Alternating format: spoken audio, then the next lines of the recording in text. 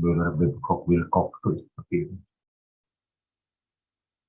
Ada yang pertama tuh flatten superheater dulu, kemudian final superheater, baru kelembutan.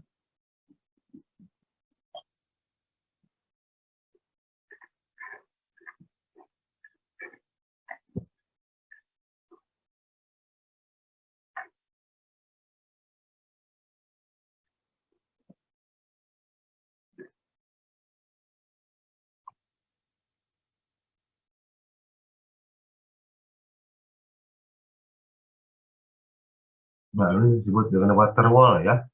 Jadi susunan pipa-pipa kecil ini ya yang disusun nanti dipasang di bagian dasar, maka yang disebut dengan water wall itu ya.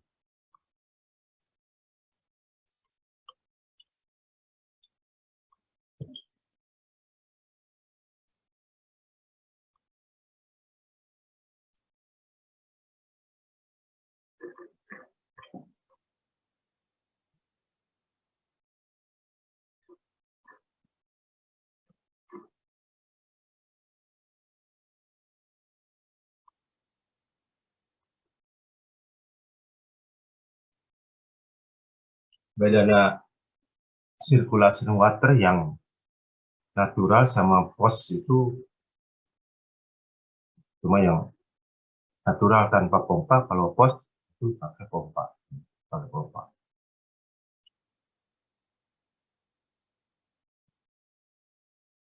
Oke, sampai di sini ada pertanyaan, silakan.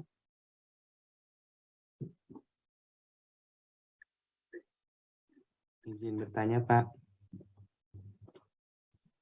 Ya. Ya, Pak.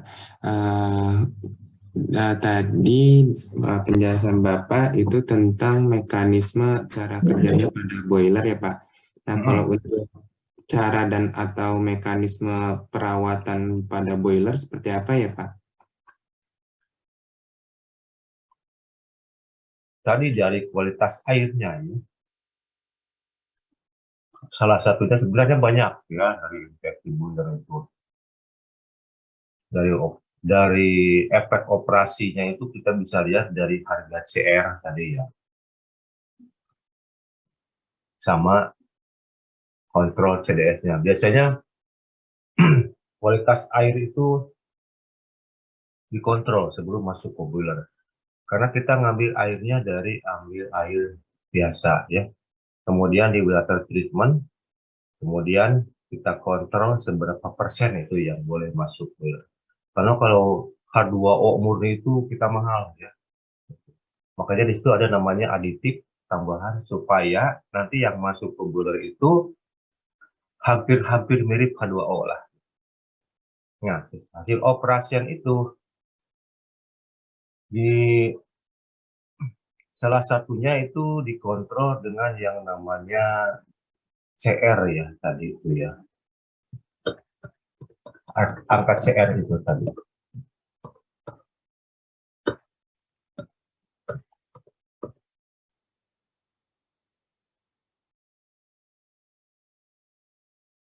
Nah, ini ya CR ya. Ini circulation ratio ya. Itu di situ. Kalau misalkan CR-nya rendah, itu artinya apa? Di bawah 6 patokannya ya. Harus di bawah 6. Berarti kalau CR 6 berarti MG. MG itu massa steam atau massa gas ya. Per massa dibagi dengan massa gas ditambah massa liquid. Kalau masih rendah berarti yang mengalir itu uap semua ya, berarti masih bagus. Kalau CR-nya udah lebih besar dari 6, nah ini yang bahaya. Nanti air semua yang keluarnya. Jadi ada apa nih dengan ini ya? Terutama dari sistem pembakarannya, sistem sirkulasi, terutama kotorannya. Kan karena harga air yang masuk dicek dengan total dissolved solid di sini ya, harga TDS ya. Ini adalah pengontrol HK kandungan. Karena tidak 100% TDS-nya bagus kan, ada range-nya, misalkan harga berapa sampai berapa itu boleh masuk ke boiler. Lama-lama bersirkulasi kan dibiarkan tentang waktu tertentu kotoran itu mengendap juga ya. Tapi di sini secara otomatis ada kontrol blowdown, artinya automatic blowdown di situ ya, untuk membuang kotoran.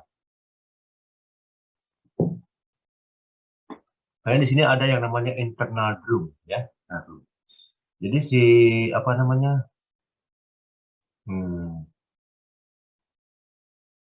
si kotoran itu akan menimbun mengendap di sini dengan tidak mengganggu perubahan ini pemisahan uap dengan air ya. Jadi nanti ada scrubber di sana sehingga ini akan turun ya, yang berupa cairan akan turun, maka di sini kotoran akan ikut mengendap di sini. Nanti otomatis ada disebut dengan automatic blowdown untuk membuang kotoran.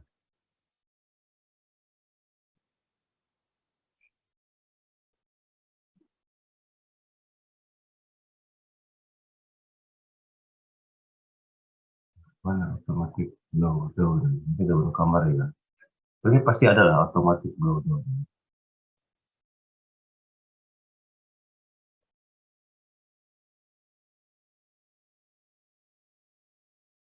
Oke, gimana? Ada pencerahan, salah satunya itu ya, harga CR dan TDS-nya yang harus bagus ya.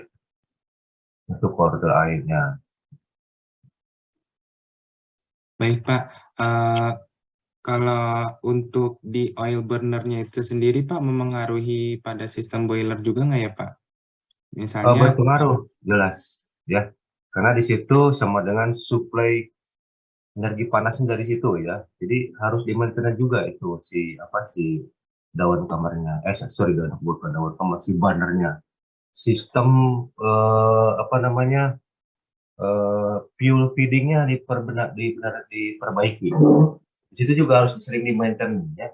Filternya harus sering diganti, pompanya harus bekerja prima, ya. Seperti itu. Nah, di samping itu biasanya kalau yang namanya boiler itu eh, apanya kaitannya dengan TDS, dengan kotoran itu boiler itu biasanya satu PLTU itu ada satu unit itu ada dua, misalnya unit 6A dan 6B, satu standby, satu beroperasi. Nah, yang standby ini untuk mengcover nanti kalau pada saat beroperasi ada masalah. Nah, pada saat standby itu di maintenance semua. Tahun sekali, biasanya annual shutdown. Jadi dicek, dibersihkan semua. Terus secara engineering nanti ketebalan dinding boilernya dicek apakah menipis, berkurang apa enggak. Kalau misalkan dengan ketebalan itunya pipanya atau ketebalan dinding boilernya ketebalannya sudah di rank yang kritis, maka itu harus segera diganti boilernya. Nggak boleh biarkan beroperasi. Karena boiler itu bekerja pada tekanan tinggi, bahaya kalau bisa meledak ya. Banyak operator di situ, banyak peralatan lain. Nah, bagi yang tertarik dengan boiler, ya, terutama penukar kalor, ada kan nanti mata kuliah penukar kalor ya. Bagaimana? Itu di situ ada kita bisa memprediksi seberapa besar lifetime boiler kapan harus dibersihkan ya, harus di maintenance. Sama juga di sistem fuel feeding fuelnya juga ada sistem pasti ada penukar kalornya, itu ada heater ya, pemanasnya pasti pakai penukar kalor. Nah, di situ juga ada sistem maintenance juga sama seperti itu. Oke. ya Pak, baik Pak, terima kasih Pak penjelasannya. Oke, ada yang bisa menerangkan tugas yang kemarin? Kan udah dikirim jawabannya aja. Silakan share screen di sini. Ya, saya pikir kalau bikin video nanti nggak kekontrol ya. Jadi silakannya di sini diterangkan ya.